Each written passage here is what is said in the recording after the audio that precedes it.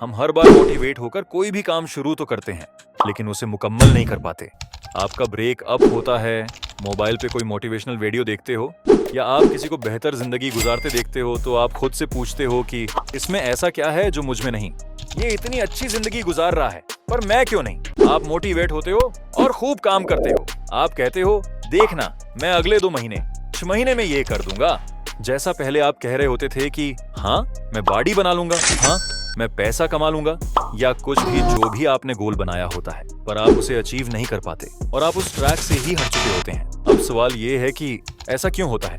इसे समझने के लिए हमें अपनी लाइफ में चलने वाले उस पैटर्न को समझना होगा, जिसे समझे बगैर आप कभी भी उस कामयाबी तक नहीं पहुंच सकते जिसे आप पाना चाहते हैं। मान लीजिए आप नॉर्मल हालत में हैं, आप में कोई डिजायर नहीं, इसे हम बेसलाइन कह देते हैं। फिर आपको कहीं से रिजेक्शन मिलती है या स्क्रॉलिंग करते हुए कोई मोटिवेशनल वीडियो सामने आती है, तो उस वक्त पर आपकी मोटिवेशन पीक पर होती है। ग्राफ की लाइन 20 से ऊपर की तरफ जाती है। फिर कुछ दिनों बाद जब आपको कुछ अचीवमेंट मिलने लगती है तो आप में ईगो आने लगता है। अब ईगो आ गया है कि हाँ अब मैंने कुछ अचीव कर लिया है, थोड़ी सी बॉडी बन गई है, या कुछ भी जो तुम करना चाह रहे होते हो। अब ईगो कंफर्ट लेके आता है और comfort is the biggest killer. आप एंजॉय करने लगते हो। कुछ दिनों बाद, महीनों बाद आप अपनी बेस लाइन से भी नीचे चले जाते हो जहां से आपने शुरू किया था। आपकी हेल्थ खराब हो जाती है, आपका डिसिप्लिन खराब हो जाता है। ये वो पॉइंट होता है जब आपकी लाइफ में इमरजेंसी क्रिएट हो जाती है। The worst moment of your life. आपको गुस्सा आता है, आप में फिर से मोटिवेशन आती है और सामने यही पैटर्न चलता रहता है। लोगों की जिंदगियां गुजर जाती हैं और वो समझ नहीं पाते कि इनकी लाइफ में हो क्या रहा है। तो सवाल ये है कि अब हमें करना क्या होगा।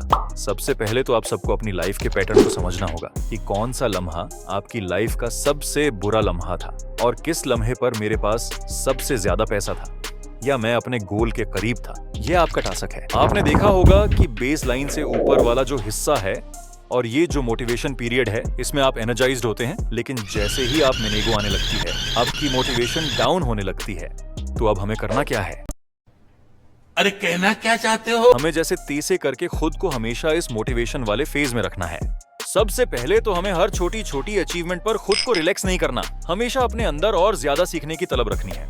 एक बहुत ही famous basketball player Kobe Bryant से जब ये पूछा जाता है कि आपने ट्रॉफी जीत ली है तो क्या आप खुश नहीं हैं? तो वो कहता है खुशी किस बात की? The work is not done। हमें ऐसा ही खुद को आगे बढ़ाना होता है, कंटिन्यूअस वर्क। डेविड गोगिंस की किताब कांट हर्ट मी में भी यही कॉन्सेप्ट दिया गया है कि हर दिन खुद को मुश्किल से मुश्किल चैलेंज दो। एक वक्त आएगा कि वो चीज तुम्हारे लिए आसान हो जाएगी, फिर खुद को उससे बड़ा चैलेंज दो।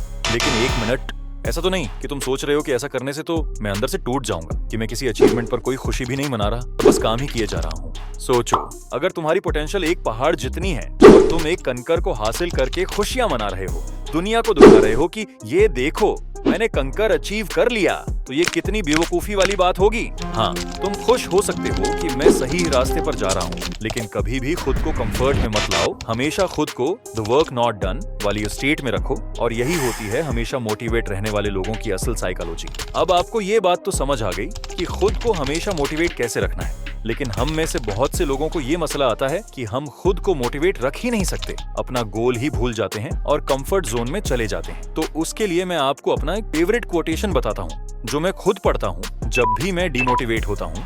Reason is the slave of passion, David Hume. हम कोई भी काम करते हैं तो उसके पीछे कोई वजह होती है, और जब आपकी किसी भी काम के लिए वजह मजबूत होती है तो तुम वो काम कर लेते हो। जब भी डिमोटिवेट होने लगो तो उस वक्त को याद करो जब तुम्हें इंसल्ट किया गया था, या वो वक्त जब तुमने एक डिसिप्लिन्ड लाइफ गुजारने का फैसला किया था। अपनी एनर्जी को फेवल करो और तुम देखोगे तुम वापस अपने सही ट्रैक पर आ जाओगे।